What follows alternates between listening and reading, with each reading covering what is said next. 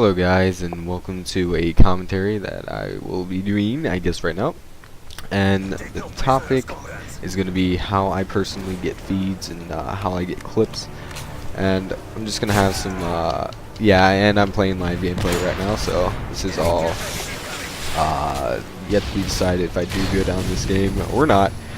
But do not base it off that. I might suck, you never know. But, you know, oh, come on.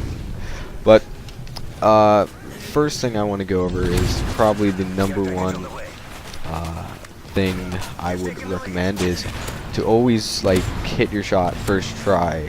Because if you miss a try, then it's just like you gotta reload, and it's just, like, not worth it. You'd spend more time reloading or something like that.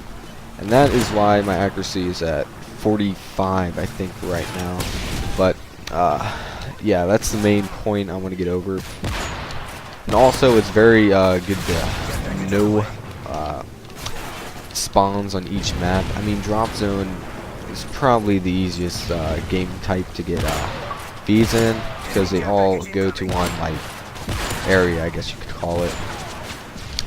So, as you can see, well, crap, I'm getting randomly invited by Dino or whatever, but I'm not gonna join because, yeah, I'm doing a commentary right now. But anyway, like I was saying, drop zone is gonna be the easiest one because the spawns are so easy to predict. Such like they're gonna be spawning probably where C flag would regularly be. Now they're spawning. Oh, whatever. But you want to always know. Well, yeah, know where they're spawning. It's not that hard to find out, honestly. See, if you look at your mini-map, I'll open it right now, we're near the dome, and now we're spawning near over there. So my guess is gonna be they're gonna be spawning in, after I kill this guy, over here, yes, and in that little tunnel over there.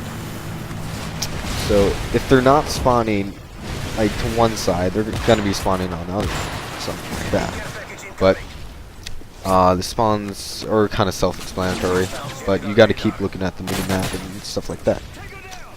Also, some perks that I kind of recommend, which would be really good. I think I'm using steady aim right now, and that is because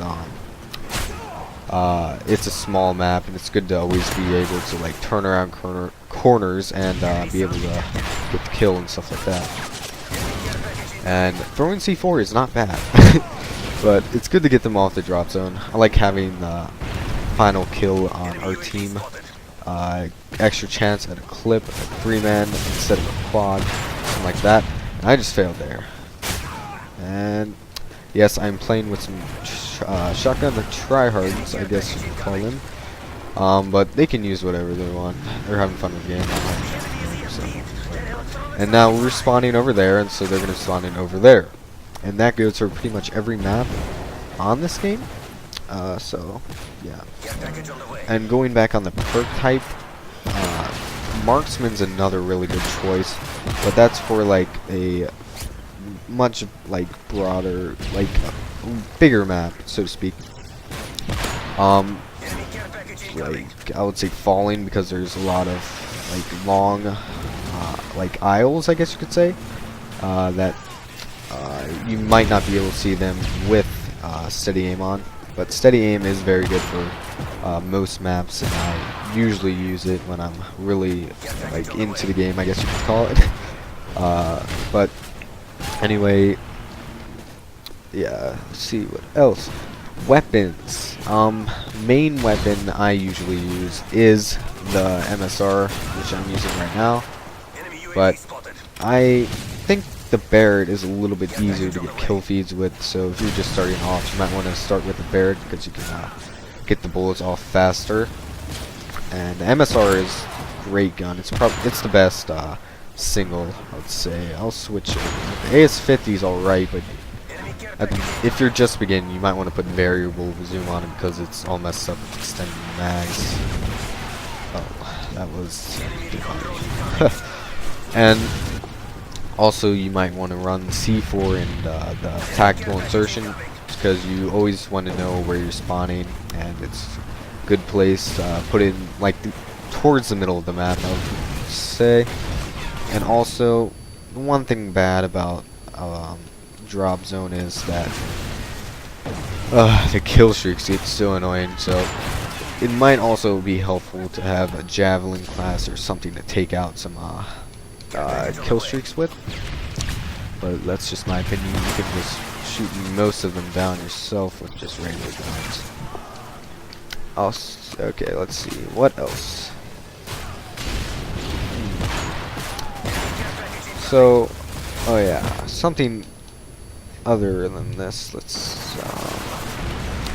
Oh yeah, if you see, like about, I would say 3 people, 4 people running at you, it's a good thing to keep yourself calm, because a lot of people do get a little bit jumpy, I guess you could say, nervous.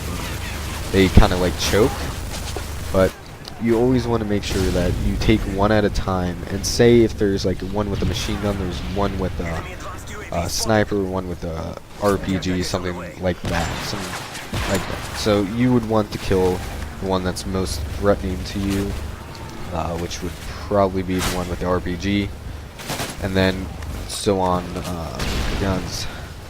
Sniper, usually you want to kill last, unless they're pretty good. But it's all kind of coming off luck, I guess. Oh, dang it. And they should all be spawned in the dome. I'm gonna throw a C4. Be cheap, but whatever. Ah, dang it. And that's a quick scope there. Also, it is not bad to hard scope in this game. I know a lot of people like, oh, you gotta quick scope every kill, but no, you should definitely hard scope.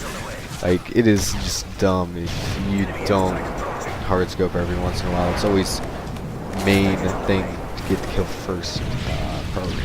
It doesn't matter if you have to hard scope, you gotta no scope or whatever, but you want to get the kill. And something else, tactical and 7 through 10 sensitivity would be recommended. Settings for me, I have 8 and tactical on, so yes, you can change that up a little bit more, but that's on your own decision. Okay, and there is going to be like, it is probably best to be like head glitching. I know it's not very good, but it's good to be behind something when you always if you see them spawning literally in front of you. It's going to be harder for them to kill you if you're behind something and they can only see your hand or something. So it's more likely for you to get a feed. And I'm trying to think of stuff. Let's see. C4s. Blah, blah. And I'm failing epically.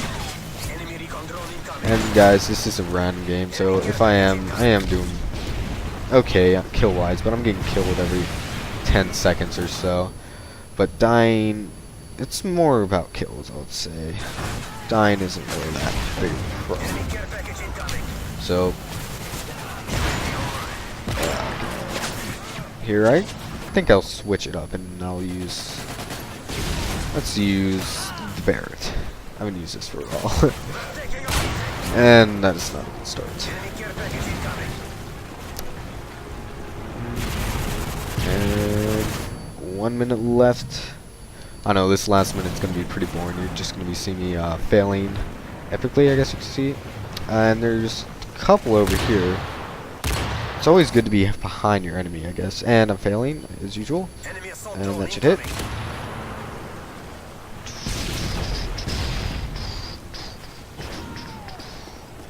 Oh god. Yeah, probably shouldn't have gone for the tactical insertion there. Probably should have shot. And I need to take this out, but he kills me with the rockets. Do I have 2? Okay, they should be spawning in tunnel. Oh god, never mind. Hit markers. Always good to have. But you will get them and it'll be frustrating. But you gotta stick with feeding because feeding is fun. I guess you should pretty much say, yeah. And that's probably why you're doing it. So 1 second left, and I end up 44 and 55, which is pretty bad. But look at their scores. So this guy was using shotgun the whole entire time. I don't know what this guy was doing. He probably wasn't doing anything good for me anyway. But compared to my team, that's actually pretty decent, I guess. And I did get close to some A feed. Actually, I got close to 2 feeds or something like that. But my final statement here is to always stick with it, even if you get hit markers or you can't find the 4th guy or something like that, because eventually it will pay off and you will get the feed. So I'm going to end the commentary here. Thank you for watching. I hope this helped.